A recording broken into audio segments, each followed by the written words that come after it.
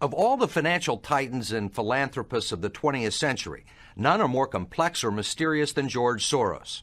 Like Carnegie, J.P. Morgan, and the Rockefellers, he amassed billions through ruthless business decisions, only to turn around and give away most of his fortune to advance his own personal philosophy.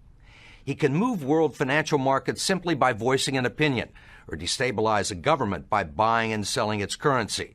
He also pledged more aid last year to help people in Russia than the U.S. government did. But now George Soros is worried. He thinks the global economy is coming apart at the seams and that the world needs to be protected from people like George Soros. We may now think that everything is fine, but the fact is that the system is broke and it needs fixing. What you're doing is asking some form of regulation to protect the world against you. Well, I am a player, and I think all players should be regulated. There have to be rules of the game. Take 81,000 to buy. Buy 48,000. Buy him 69,000 YUM. Right now, his Quantum Group hedge fund moves $14 billion of rich investors' money around the world every day, looking for profits and answering to no one. Soros makes huge bets on whole countries and economies.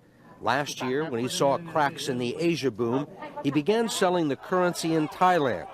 Traders in Hong Kong followed suit, triggering a financial crisis that plunged much of Asia into a depression. In the last 2 years, you've been blamed for financial collapse of Thailand, Malaysia, Indonesia, Japan, and Russia. Yeah, all of the above. All of the above. Yeah. Are you that powerful? No, I think there's a great misunderstanding. The Prime Minister of Malaysia said that the region spent 40 years trying to build up its economy, and along comes a moron like Soros with a lot of money, and it's all over. He called you a criminal. It's easier for him to blame an outside force than to admit that they were mismanaging their economy and their currency. The French finance minister talked about hanging speculators from lampposts. Soros says the Asian currencies would have collapsed even if he hadn't been in the market. They were overvalued. He says people tend to follow his lead because he's been so successful. I think that I've been blamed for everything. I am basically there to make money. I cannot and do not look at the social consequences of what I do. This man is a carnivore of the first order. Jim Grant is the editor of Grant's Interest Rate Observer and one of Wall Street's most respected analysts.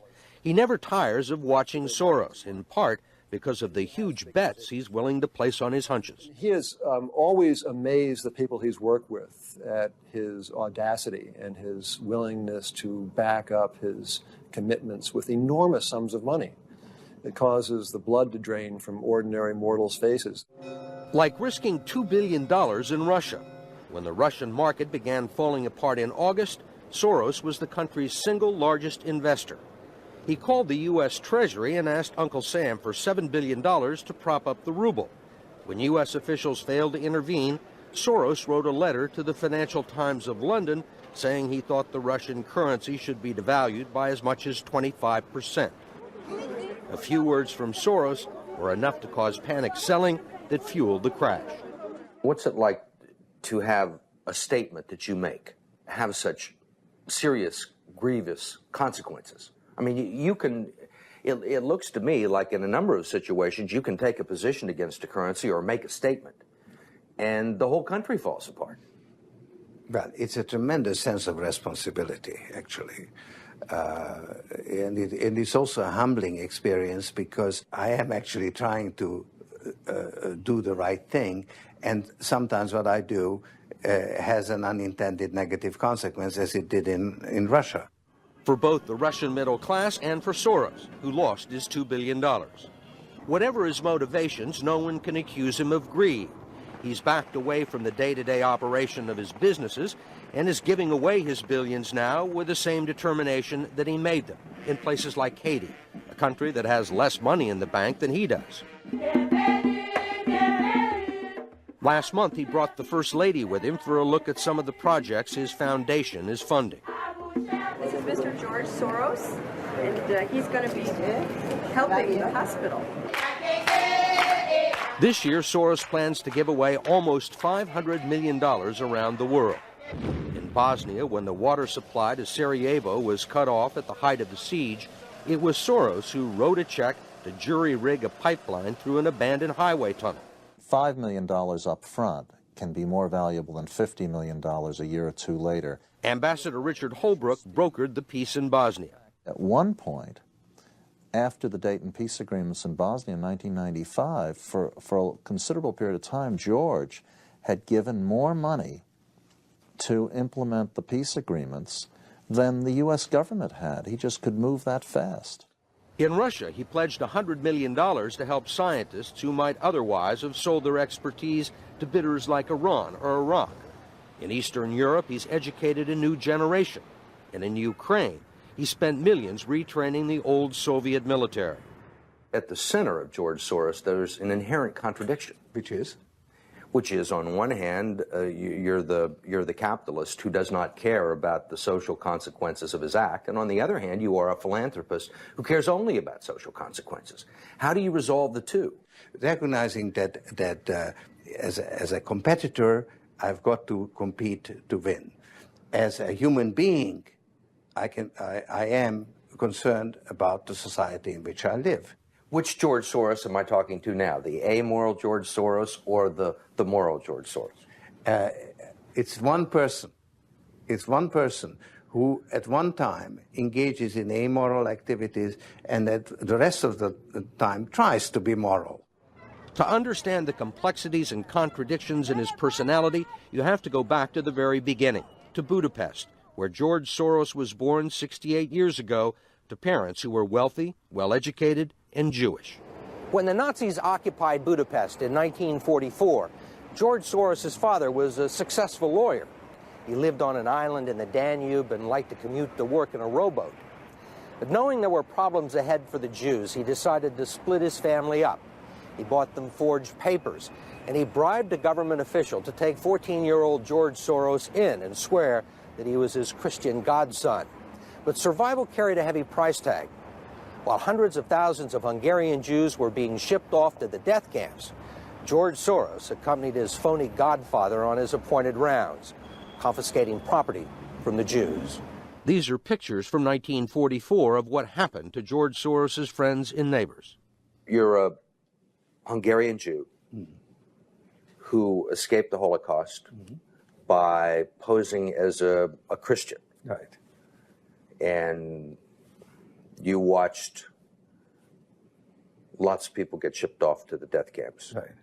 I was 14 years old. And I would say that that's when my character was made. In what way? That one should think ahead, one should understand and anticipate events, and one is threatened. It was a tremendous threat of evil. I mean, it was a very personal experience of evil. My understanding is that you went out with this protector of yours who swore that you were his adopted godson. Yes, yes. Went out, in fact, and helped in the confiscation of property from the Jews. That's right. Yes. I mean, that sounds like an experience that would send lots of people to the psychiatric couch for many, many years. Was it difficult? Not at all. Not at all. Maybe as a child you don't see the connection, but it created no problem at all. No feeling of guilt. No. For example, that I'm Jewish, and here I am watching these people go. I could just as easily be there. I should be there. None of that. Well, of course, I could be on the other side, or I could be the one from whom the thing is being taken away. But there was no sense that I shouldn't be there, because that was, well, actually, funny way, it's just like in markets, that if I weren't there, of course I wasn't doing it, but somebody else would be taking it away anyhow. In other words, whether I was there or not, I was only a spectator, the property was being taken away. So I had no role in taking away that property. So I had no sense of guilt. Are you religious? No. Do you believe in God? No. Soros told us he believes God was created by man, not the other way around, which may be why he thinks he can smooth out the world's imperfections. When we went with him to Ukraine, he was treated like a visiting head of state and was received by the president. Then he was received by the prime minister and finally the central bank. 20% in cash. They even allowed him to look at the books and asked him for advice. Lots of people want George Soros's advice. Most recently, South African President Nelson Mandela. Actually, President Mandela asked me, how could South Africa protect itself against speculators like you? And I told him, I wrote him a memo, trying to give him the best advice I could, how to reduce the exposure of South Africa to speculative attack. That's the old stop me before I kill again approach, right? Well, you're telling this is what you can do to stop me. Whether I or somebody else does whatever is happening in the markets, it really doesn't make any difference to the outcome.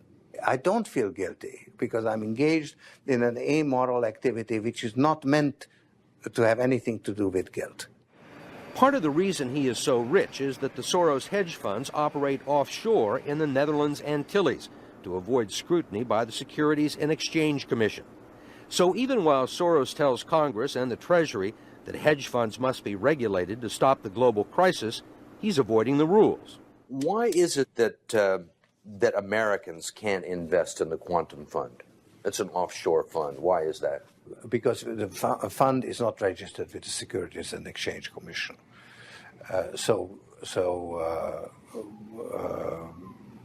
We are not licensed to do business in the United States. That's right. Because? Because we are not registered with the Securities and Exchange Commission.